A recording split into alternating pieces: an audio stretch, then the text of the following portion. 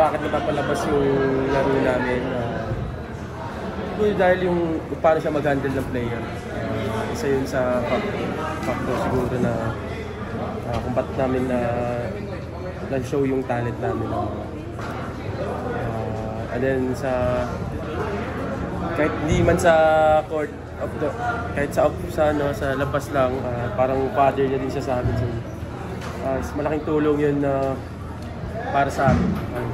Said, yun nga, maraming hindi nag-expect na makakaabot kayo dito, but you defied the odds and still became one of the top 4 teams sa UAAP. Gaano ka kasaya na napatahimik niyo yung and kahit na natalo tayo dito, you were still able to make it sa Final Four?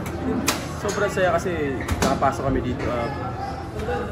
Yung basher kasi parang minomotivate namin yun, motivation yung basher kasi hindi nila alam na makakapasok lang. Alam nila, number 8 kami.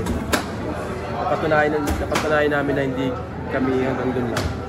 Pang Final Four. Ilang taon mo nang ginagawa yung ganitong performance na ikaw yung rock ng Adamson. Looking ahead na sa season 88, gaano kagutom na ipakita na kahit ano pang expectations ninyo, aabutin ng Adamson yung Final Four? Siyempre, expect natin na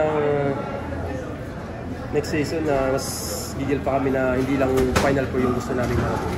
Siyempre, gusto din namin umabot sa finals. Siguro, next season, goal mo na Final Four and then finals. Siyempre, pareho wala.